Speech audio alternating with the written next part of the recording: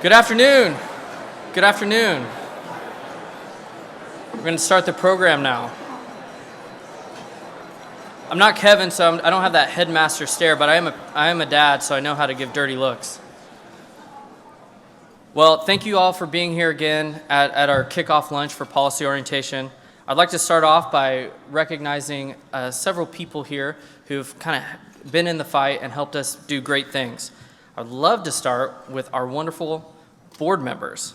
So hopefully I got everyone. Hopefully this list is accurate, because that would be really bad for me if I missed somebody. But TPPF Board Chairman Tim Lyles is here.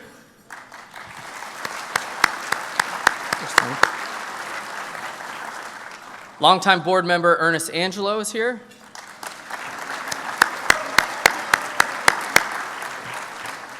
Good friend Don Bennett is here. And of course, the amazing Stacy Hawk is here.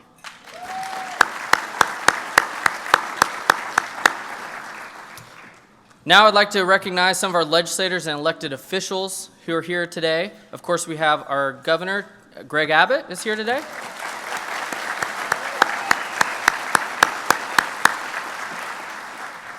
Our invocator, Justice Jimmy Blacklock, is here.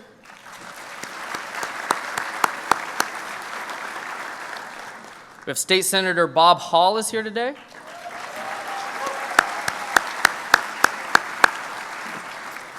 Senator Lois Kolkhorst is here today. Representative David Cook is here. There he is. Representative Brian Harrison is here. There he is. And we have Austin City Councilwoman Mackenzie Kelly is here today.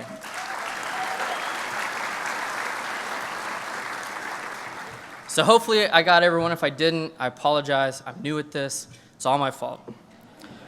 But I'm here and I'm excited. I'm excited to be the CEO of TPPF.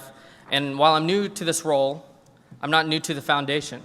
This is actually my 15th year here at TPPF. And over those years, a lot has changed. When I started, we had a much smaller staff. We had a much smaller office. The University of Texas had a winning football team. So things have changed a lot. But now, I had to get that in there. But now I'm entrusted to lead this great institution. And it's a tall job, and while I'm not a tall man, as you can see, I've had 3 advantages coming into it. First is the leadership and example of my predecessors, Kevin Roberts and Brooke Rollins, 2 friends and mentors of mine who've showed me what it means to lead boldly and achieve greatly. Second, the people of TPPF. These are the men and women who labor every day out of love for this state and for liberty. And third is you, those of you who have supported us with your treasure, your time, and your talent. And with the power of our heritage, our team, and our supporters behind me, I'm honored and humbled to lead at this critical time, because now, more than ever, we know that policy matters. TPPF is the foundry that forges the ideas and public policy shaping the future of Texas, the nation, and indeed the world. Whether you're a longtime participant at policy orientation or this is your first time, I think you'll find the next 3 days to be exciting, informative, and inspirational. We've gathered some of the sharpest minds and brightest lights to share their vision for the future, and they've all come here to Texas. They've come here to spark ideas on how to turn that vision into policy, and because policy matters, and we know that Texas policy matters most. I'm sure the governor will agree with me. That's because Texas is the most consequential state. And when Texas leads, America wins.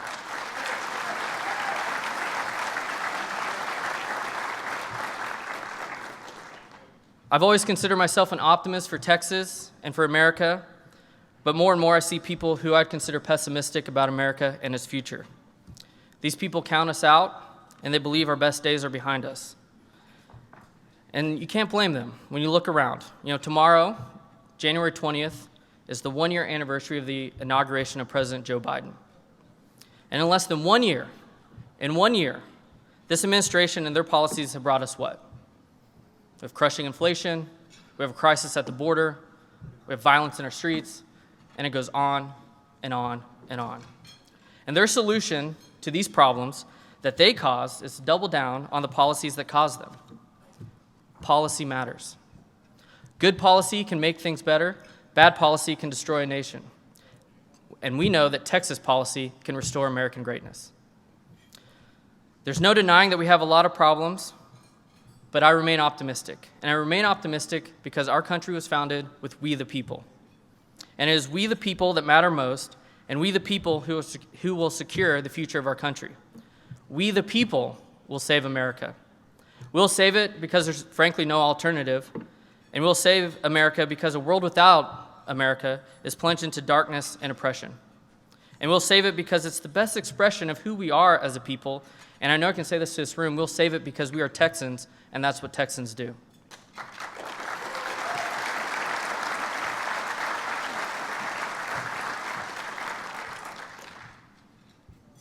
So as an Aggie, it pains me to say this, but the University of Texas did get one thing right. Maybe more, but one thing for sure right. And that is that what starts here in Texas changes the world. And you're in this room with us because you share that truth. You know that policy matters. And the men and women in this room create policy. They fight false narratives with truth. And you are the ones who are on the front lines of the fight for freedom in the Lone Star State. Every single one of you is here is joined by thousands more across this great state that we call our home. You give us our heart, our voice, and our courage, and it's a privilege and an honor to serve the greatest people in the greatest state and the greatest nation in the history of man. And together, we will get big things done in the coming biennium. And there's a lot to do. Texas is proud, justifiably so, of its record as a pro-freedom and pro-liberty state. Texas has become the beacon of freedom that attracts American refugees from poorly governed states around the country. When you come from these states that are run by what I would call authoritarian neurotics, Texas looks pretty good. And honestly, Texas is really good. And we're not just good because we saved Chuck DeVore from California. We're glad you made it out, Chuck. But it isn't good enough to be pretty good. Texas has to be the best, and that starts with Texas policy. So TPPF is focused on some key issues as we head into the next session: education, taxes, and culture. Education. We have to unleash the potential of each and every child across this great state. If we don't, we will lose a whole generation of Texans, and that's unacceptable.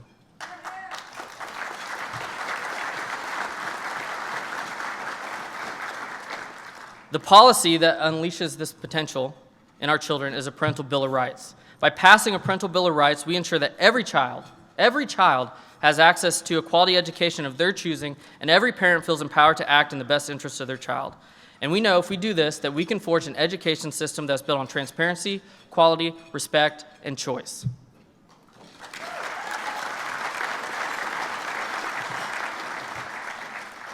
Taxes. We must alleviate the crushing burden of property taxes in this state. The property tax has over the years become a drain on our families and our state's economy, especially as housing prices rise and push home affordability out of the reach for too many. We know it's time to act.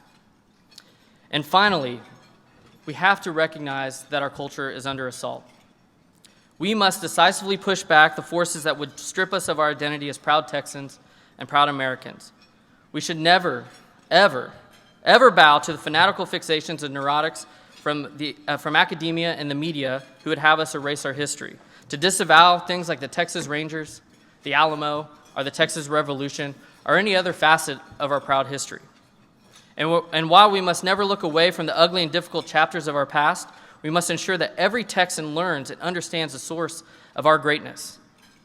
We, Texas, we are a state conceived in liberty and patriotism and everything dear to the American character, and we must teach this history proudly and without apology.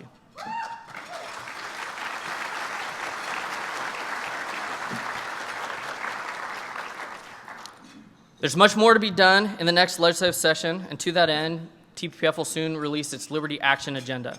The Liberty Action Agenda kind of serves as our roadmap of our policy priorities heading into the next session.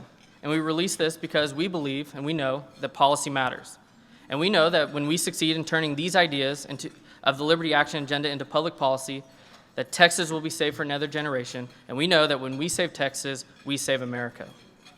The fight is right here. It is not in any other state. It's not even in Washington, D.C., no matter what the media might have you believe. It is right here in Texas. It's in Texas communities, Texas schools, Texas cities, and Texas families. The foundry of the American future is here. Freedom's future is forged here in Texas. For my part, and I know I speak for everyone here at the foundation, there's nowhere I'd rather be, and there's no fight I'd rather take on. Thank you very much.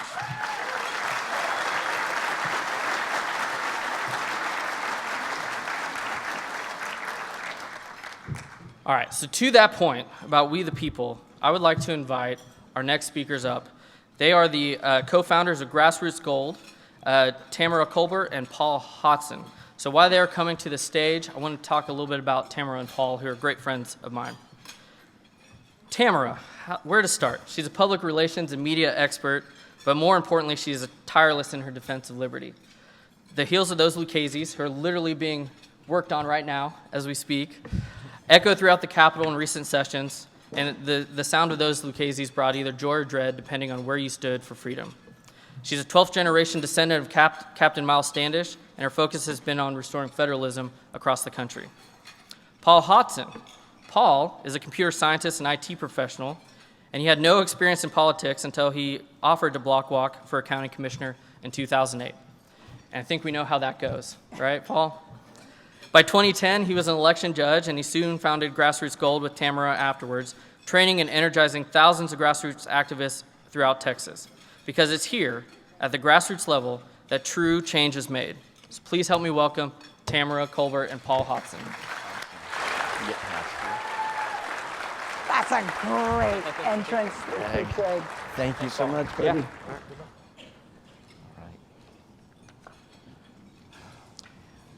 Wow, you are amazing. Every single person in this room, today is the day to think differently, act differently, and stand in the gap for liberty the minute you leave this luncheon.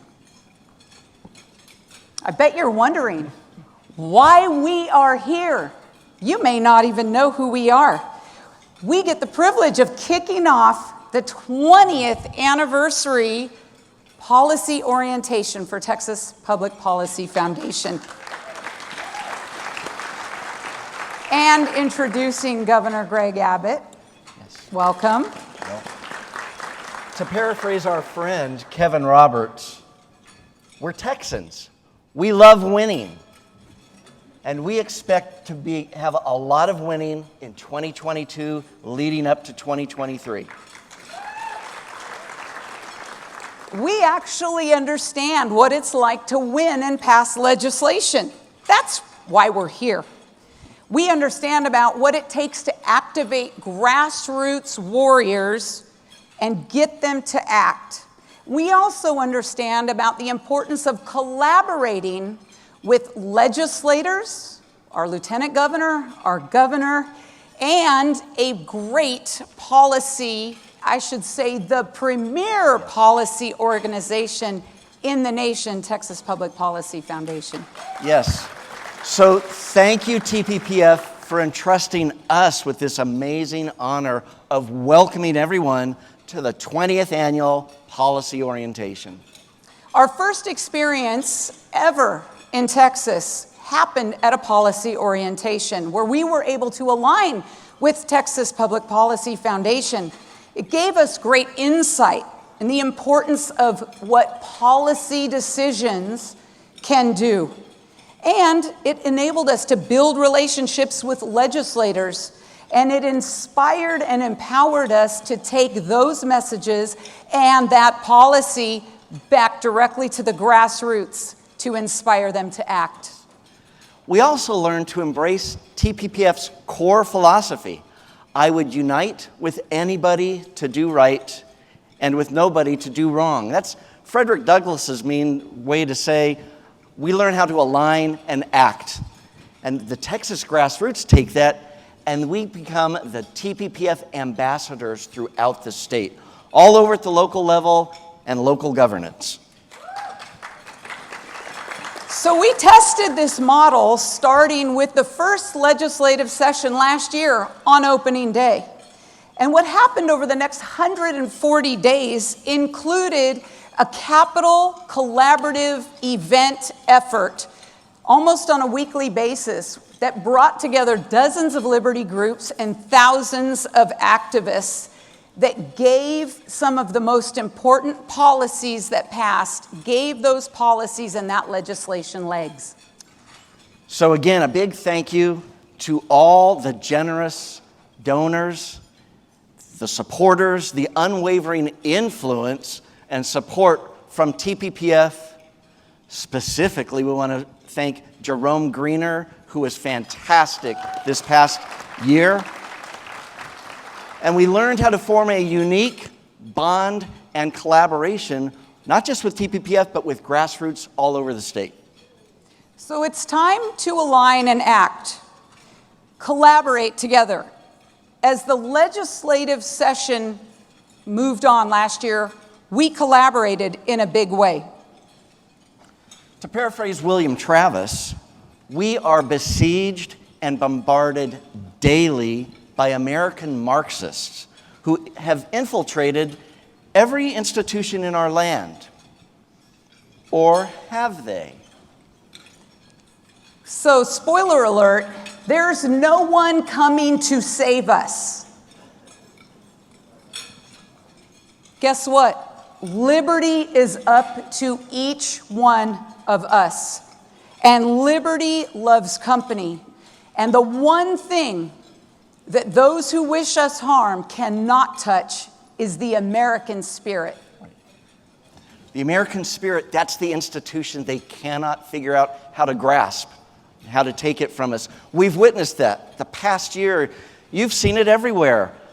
Parents, moms and dads, teachers, doctors, airline employees, your neighbors, average Americans rising up, pushing back against CRT, vaccination mandates, mask incarceration, and nefarious plots to overthrow our system of government. But yes, that American spirit is alive and well. Just ask Brandon. The founders always intended our spirit to be the glue for liberty and connectivity with each other. We are the cavalry that we've been waiting for. Liberty is up to each of us.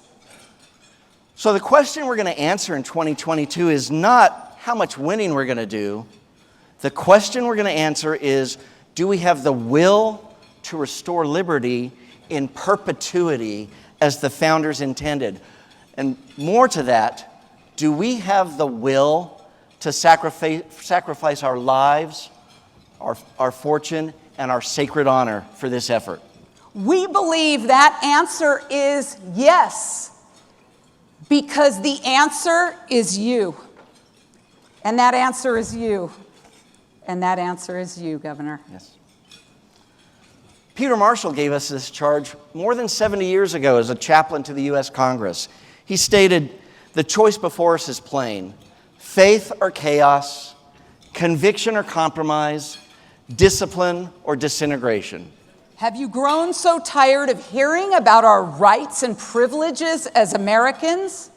The time has come, and it is now, when instead we ought to be hearing about our duties and responsibilities of our citizenship. It is time to act. America's future depends upon her people accepting the challenge and relentlessly pursuing liberty. So what's our goal? Our goal in 2022 as Grassroots is to make policy inevitable for the next legislative session in 2023. We're talking about empowering parents with real school choice. Eliminating those perpetual rent payments to government, what we call property tax.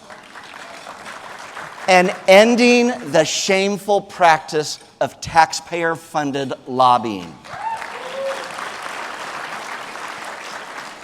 This shared vision is not just among those of us in this room or those watching from home, but rather with a majority of Texans. And all of our policy wishes will come true in 2023 if we are ready to put our boots on the ground. Absolutely. So together as independent liberty groups, individuals, donors, the policy minds here at TPPF, and elected officials in an active partnership to ensure liberty policies are enacted in Texas as model legislation for other states. Texas must show the other states how to take back ground and to restore liberty. We must be unwavering in this mission. Last year, at this very event, thank you for that clap. Last year at this very event, Governor Abbott expressed a bold vision to align and act with Grassroots. His charge that day greatly affected thousands of Grassroots who poured into the Capitol last year with their hearts on fire and helped pass election integrity, the heartbeat bill, constitutional carry, banning critical race theory, a conservative budget, and many more. Making those inevitable because of all that collaborative work. Governor Abbott, elected officials here, we the Grassroots expect you to accept as your charge that governance must be transparent and a collaborative effort. The Grassroots embrace bold leadership, unwavering resolve, and humble actions that drive policy into past legislation. To quote from Governor Abbott's own book, Broken But Unbowed, let's get our eyes off of political candidates. They are not the answer to our problems. Instead, let's focus on solutions and our role in implementing them. You are the answer. Governor Abbott, we look forward to working with you and aligning and acting together again to be that collaborative effort and the answer that our founders intended us to be.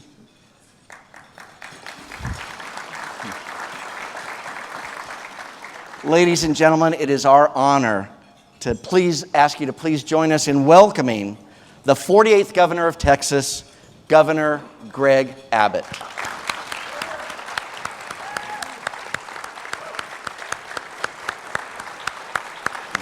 Yep, it's going to be up here. Yep.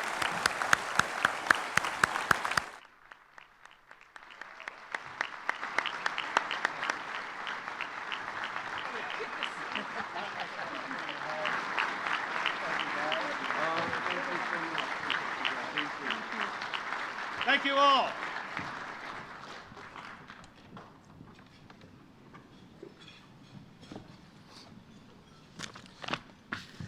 Sure seems like the TPPF is fired up and ready to go. I want to thank Tamara and Paul for being here and for everything they were talking about. So our relationship, and I lost track of it. Did you go back to your table or did they go back there? You're right here. So y'all didn't go into the full explanation of how we really know each other. And also, in a way, a connection that relates so profoundly with TPPF. I'm going to talk a little bit in a moment about the fact that we've been doing policy orientations like this for 20 years. But let's go back to the year 2016. It was at this policy orientation in January in 2016 when I outlined for the first time for anybody to know a project that I was working on that turned into a book, that turned into a movement, that turned into legislation, and that was the proposal for Texas to join the Convention of States movement. I don't think there were any more prolific or energetic backers and supporters of that than Paul and Tamara. I can tell you probably for a fact, without their support, it would not have passed. Citizen action involved, that showed what can be done in getting legislation passed at the Capitol. Thank you all for what you did to get that passed. And to Greg Sindelar, listen, thank you for your leadership.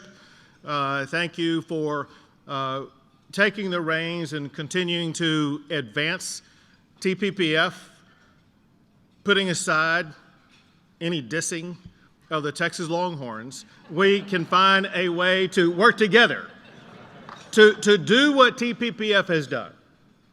As you noted, the fact of the matter is TPPF is the premier policy organization in the entire United States of America. Thank you for your leadership. I'm going to back up what I just said, and I'll back it up in a couple of ways. Just 2 nights ago, I was in Houston area with Robin and Jim Lennon, many of whom you know. Robin and Jim are right over here with the Kingwood Tea Party. And we had as a special guest that evening, Grover Norquist. And Grover was talking about the incredible role that Texas has played in the United States, about being in the vanguard, both with regard to tax policy as well as other policies. And what he said that night is every other state in the United States works constantly to try to catch up with where Texas is. And that is a result of the policies that have been created, formulated, and passed by the Texas Public Policy Foundation.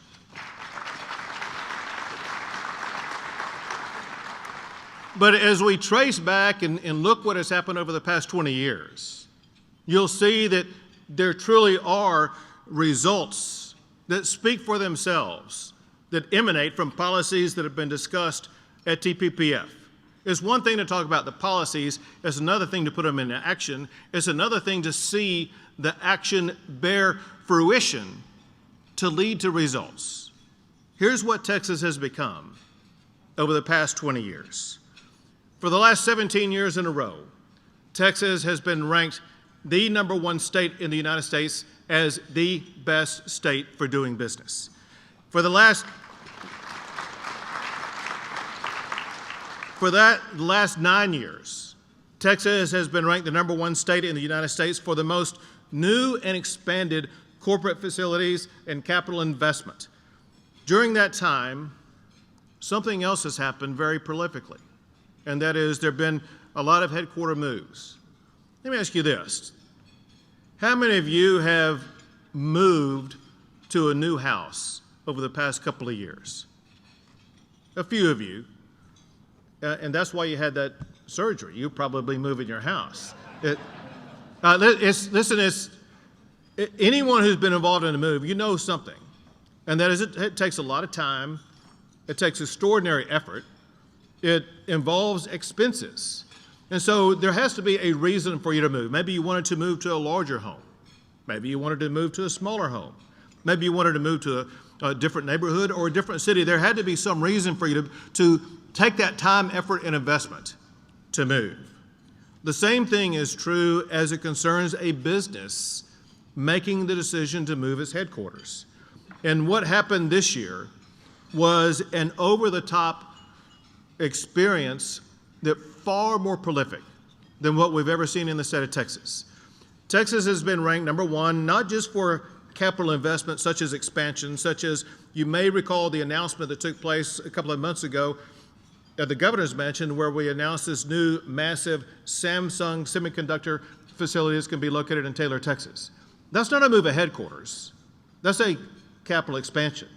A headquarters move is something completely different. It's, for example, what Tesla announced when they were moving their headquarters to Austin, Texas. So get this. Texas has led the way in corporate headquarter moves since I've been governor. This past year almost doubled the second best year. In this past year alone, $73 businesses made the decision to not just expand in Texas, but to actually move their headquarters to the Lone Star State. Texas is the centerpiece of capitalism in the United States. And when you see all this business activity, it leads to so many other results. I'll give a couple of them to you. One is that for 19 years in a row, Texas has been number one in the United States for the most exports from our state. No state comes close. And a lot of people think that maybe tech may be centered in some other state, but the fact of the matter is, for 8 years in a row, Texas has been ranked the number one state for technology exports. And I want to make one point very clear. Some of you may construe, maybe fairly so, that a lot of what I just mentioned involves large businesses. We know, however, that the beating heart of business environment in the state of Texas are our small businesses. 9 out of 10 of all businesses are small businesses, and they employ about half of all Texans. And I'm proud to tell you, as we gather here today, Texas is now ranked the number one state in the United States to start a small business.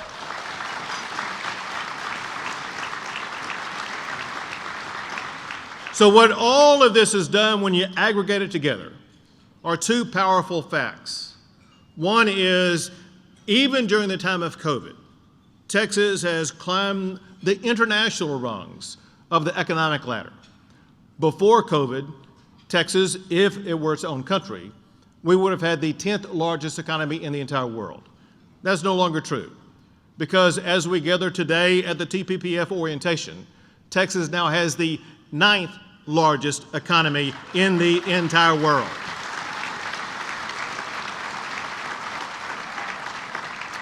I'm sure you're wondering, the country that we passed is Brazil. And candidly, the way things are going for Texas and the way things are going for Brazil, they're never going to catch us. But there's a more maybe important aspect about the meaning of all of these stats and numbers I've been given to you. All these new jobs that are coming here, all these new jobs that are growing here, they lead to more paychecks for our fellow Texans. And I'm proud to tell you, as we gather here today, more Texans have jobs than ever before in the history of our great state.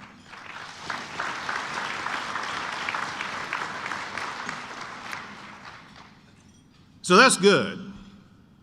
But one thing that success requires is ongoing vigilance. And ongoing vigilance is one thing that we must deliver. Let me give you an example.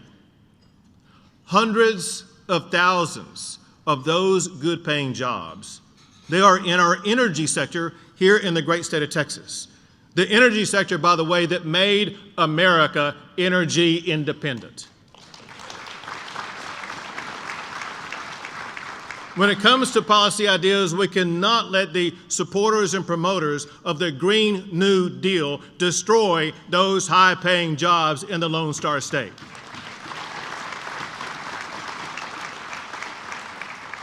We backed up that sentiment with a law or two that I signed during this past session, where Texas now is prohibiting state and local government investment firms from investing in financial companies that boycott the energy industry in Texas.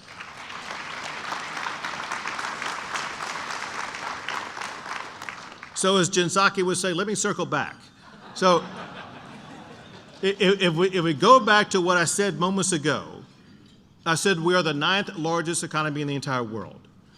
If we were Rhode Island or Connecticut or something like that, our ability to impose that divestment wouldn't really have much consequence. But by God, we're Texas, and we are the 9th largest economy in the entire world. If we force divestment of funds that are boycotting our energy companies in Texas, that has extraordinary financial consequences, and we are going to protect the businesses that call Texas home, period.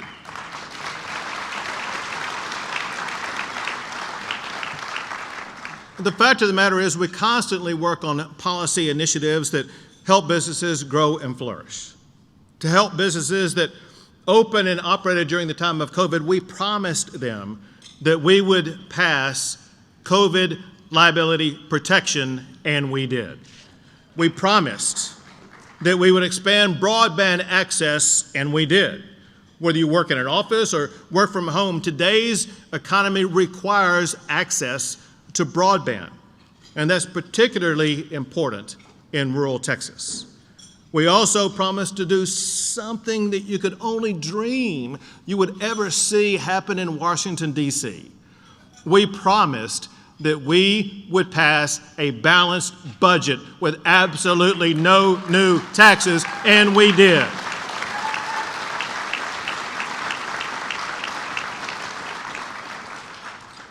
Maybe just as important, we passed something that will have a longer legacy.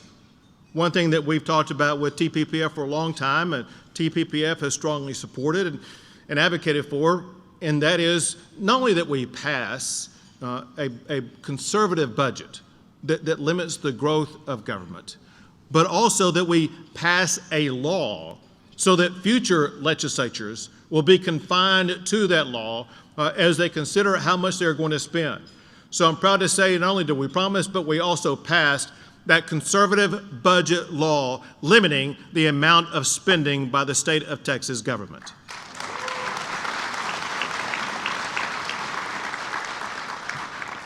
This is what I call part of our legacy-based initiatives. Let's go back in time to a couple of sessions ago when we passed, through the legislature, then you all voted on, making an income tax in Texas unconstitutional. What that means is that your children and your children's children, they are going to inherit a state where it's mathematically virtually impossible for there ever to be an income tax because it would require a 2/3 vote to impose an income tax. And we're trying to achieve the same thing with regard to these spending limits and other measures that we are achieving so that not only are we going to benefit for the next 2 years, but we want to make sure that the people of Texas are going to benefit for the next 2 or 3 or 4 decades because of the policies that we're passing. That's what we did with that conservative budget. We also promised to provide our businesses relief on franchise taxes and unemployment taxes, and we did. So if you're a small business owner, you know the magnitude of what that did for your businesses, because if you know what happened across not just America, but across the entire world during the early stages of COVID, with the unemployment benefits that were paid out, it added up to an extraordinary amount. And what we were able to do by using $7 billion to completely eliminate all that amount of unemployment taxes that were due, we were able to allow the businesses in the state of Texas to start with a clean slate without the burden of having to reduce those taxes. That was a direct $7 billion reduction in potential liability that businesses owed in the state of Texas. Now, speaking of taxes, we've also promised Texans that we would cut your property taxes. And we have, in every session that I've been governor, we have cut your property taxes. Altogether, those property tax cuts have amounted to more than $18 billion in reduction of property taxes. Let me explain how these results are beginning to go down to your bottom line. In 2019, we used more than $5 billion to cut school property tax rates. Then in 2021, we used more than $7 billion to cut school property tax rates. Here's the result of those property tax rates as they apply to the Austin Independent School District. I use that, I'm sure that everybody in this room knows, that the largest component of your property taxes are your school taxes. And the largest component of your school taxes are your M&O, maintenance and operation component of your school taxes. I'm going to tell you what happened to the Austin Independent School District maintenance and operation tax rates. In 2018, the year before we began reducing those property tax rates, the M&O property tax rate in Austin was $1.08 per $100 valuation. After we passed it from 2018 to 2019, it went from $1.08 to $1.01. In 2020, it went from $1.01 to 99 cents. In 2021, it went from 95 cents down to 95 cents. That is a 12% property tax rate reduction in a 3-year time period. That's a good start. And to build upon that, my Taxpayer Bill of Rights accelerates those property tax rate reductions. My property rights and taxpayer rights actually tracks, if not parallels, what TPPF is talking about doing with regard to every year reducing those property tax rates. Under my Taxpayer Bill of Rights, the state will devote part of every budget to deliver real, lasting, and ongoing school district property rate cuts every single year until we finally eliminate those property taxes that are imposed on Texans.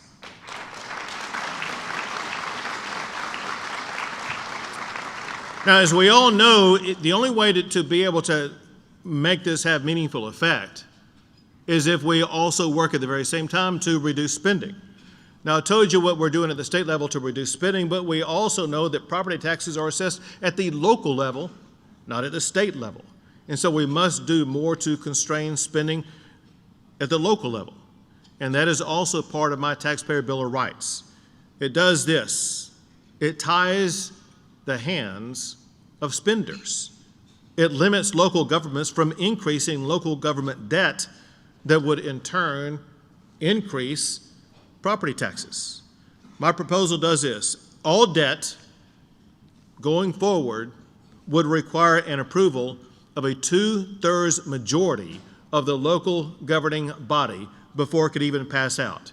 And the debt that would then perhaps go to the voters, we know that what local governments like to do, they like to put that on the ballot at a time in May when it would be more likely to pass because fewer people would go vote. We want to encourage them, if not compel them, to make sure that's put on the November ballot. So to doing that under my plan, if the debt requires voter approval, the approval would require a 2/3 supermajority support of voters if it is not on the November ballot.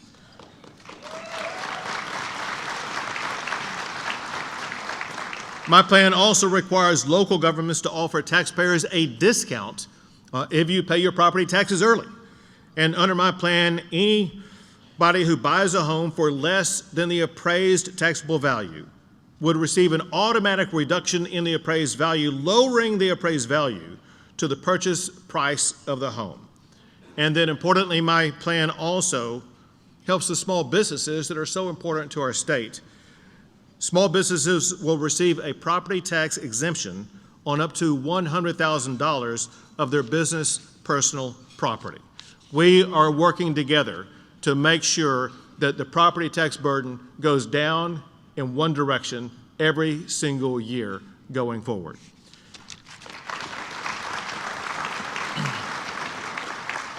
Now listen, another area that we know that is ripe for reform is the arena of education. And here's one of the policies that we've already implemented that really works. And that is we put the individual in charge of their own education path that is right for them. Here's the easy example that we passed, and as we all know something, and that is college is not the right pathway for everybody. Instead, high-skilled careers sometimes are far better options for a lot of people.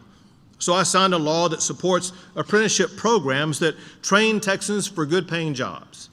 And I went out to a company that is implementing one of these apprenticeship programs. The name of the company is S&B Constructors and Engineers over in the Baytown area. And I toured the facility and got to see the training program. And during the course of that, I met a woman who was a part of that training program. And I was talking to her about what the program did for her life. She explained to me that before entering this program, she was homeless, had no income. And she learned about this program and wanted to get a high-skilled job where she could earn a paycheck.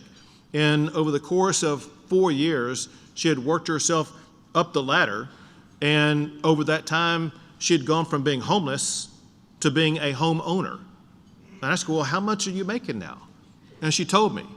And I said, listen, 4 years ago, you weren't making anything. Now, after this program, you're making more than the governor of Texas. That shows what these programs can do.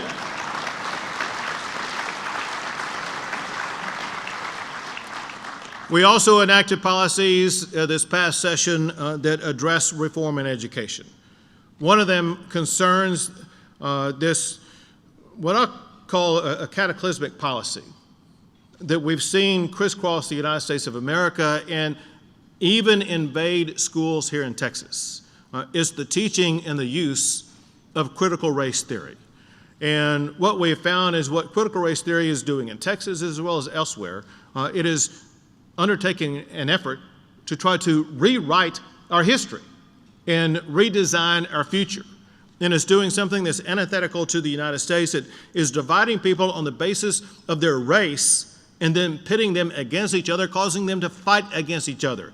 It is exactly contrary to the values and principles not only of the United States, but of what Martin Luther King Jr. himself taught us, and that is we're to be judged not by the color of our skin, but by the content of our character. That is what we stand for.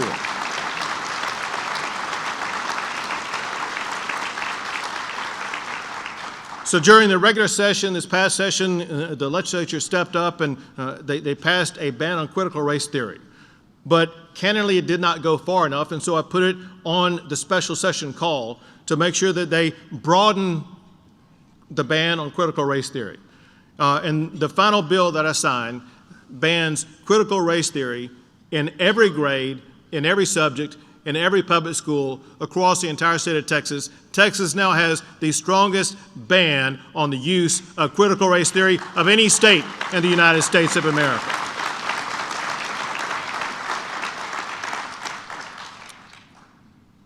But listen, I've supported public schools also. I'm a product of public schools. Public schools have a role to play.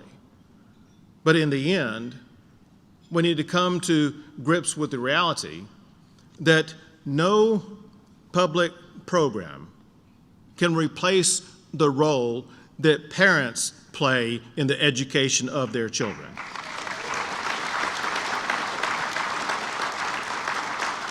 And despite that, the essential role of parents is actually being diminished by government itself.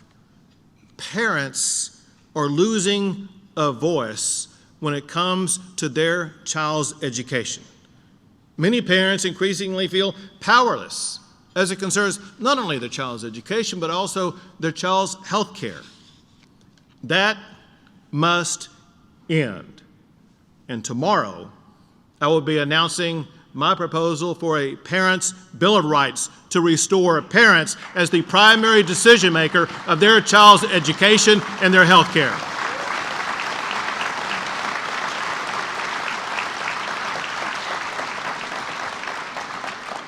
Parents matter. Parents matter.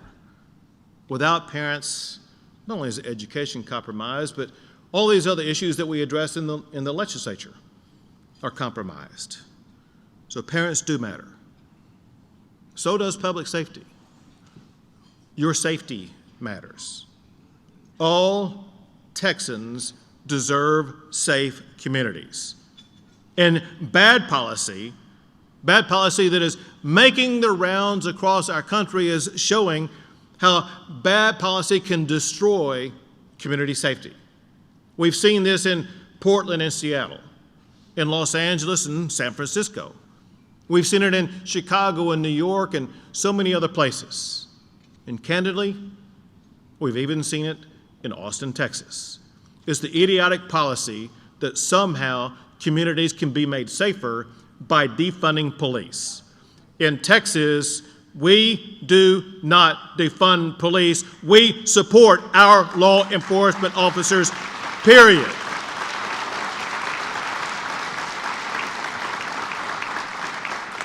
That's why one of the issues that I worked with you all on, but also that we campaigned on, was to get a bill passed that would defund any city that defunds police. We passed that law, I signed it, and now the law of the state of Texas is that any city that defunds police, they will be defunded.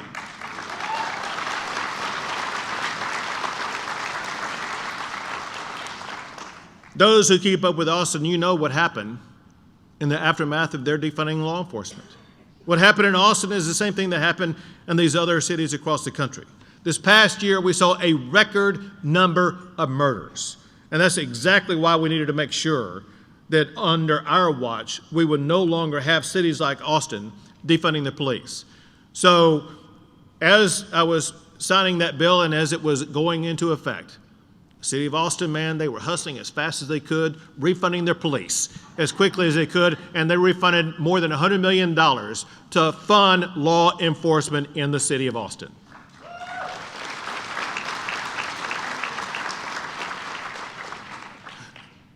There's another idea, if not ideology, that has crisscrossed the United States, including those same jurisdictions I talked about. In this case, however, we've seen the greatest damage done with this ideology in Harris County, Texas. And it involves this process of releasing extraordinarily dangerous individuals from jail on bail, even though they pose a threat to people in their communities. Over the past couple of years, well over 100 people in Harris County have lost their life because of people who were released on bail who should not have been released on bail. And that's why we worked with TPPF, as well as with others across the state, to pass bail reform this last session to end the revolving door of releasing dangerous criminals from behind bars, making our communities safer.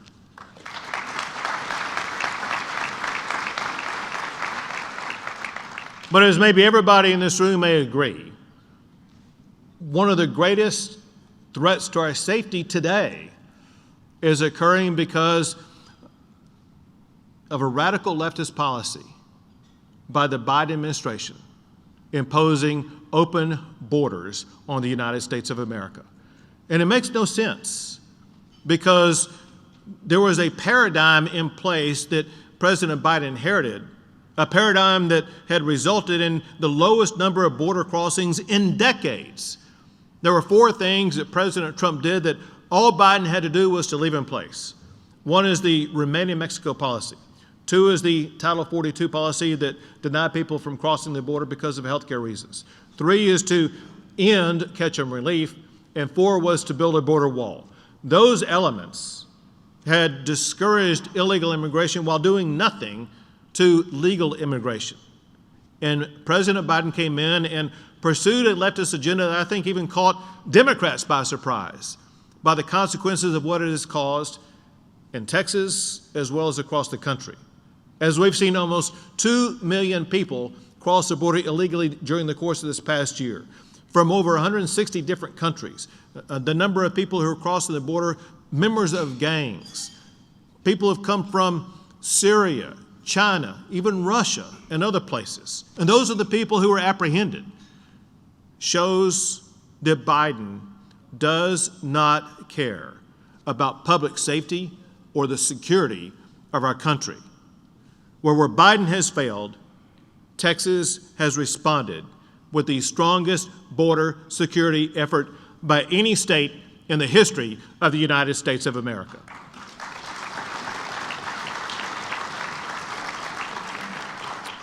With the legislators here, as well as the entire House and Senate, they passed a budget where Texas has appropriated $3 billion of your taxpayer dollars for Texas to step up and do the federal government's job to secure the border.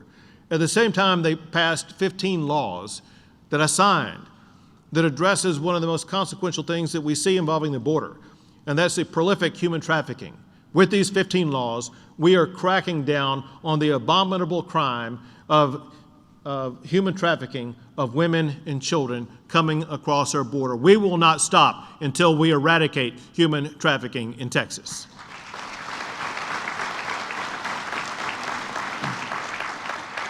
And additionally, I've also deployed about 10,000 National Guard and Department of Public Safety officers to step up and to secure the border, to crack down on the trafficking of this dangerous drug, fentanyl.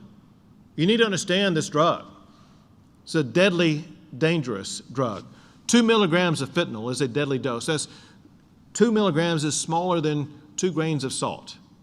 This past year, enough fentanyl has been seized in Texas to kill every man, woman, and child in Texas, California, New York, Illinois, and Florida combined. People in this town have died because of exposure to fentanyl.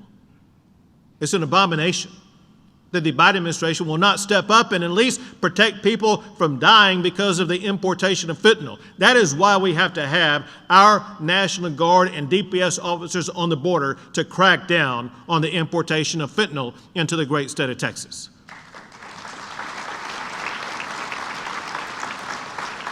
And now Texas is building our own border wall to better secure our state.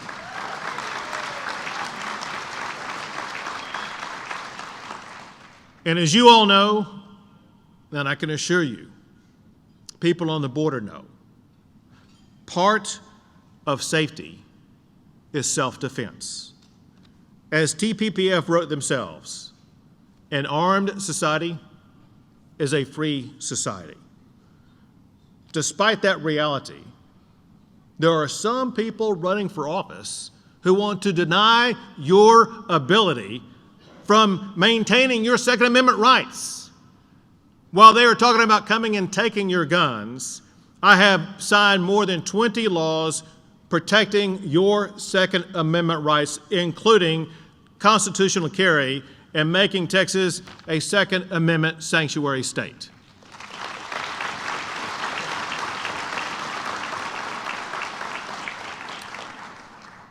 In just the few minutes I've been up here, I'm truly just scratching the surface of what Texas has accomplished by working alongside TPPF.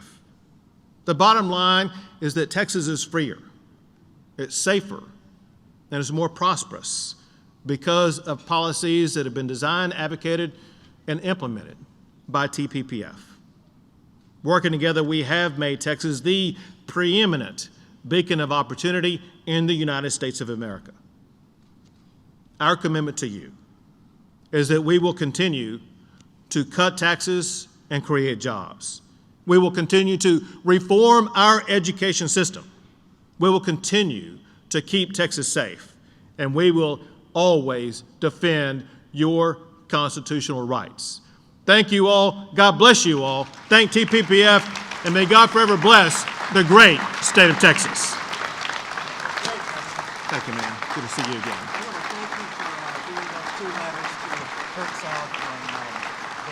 And the guy behind that Jewish paragraph. Happy to. Yeah. Thank you. Thank you all.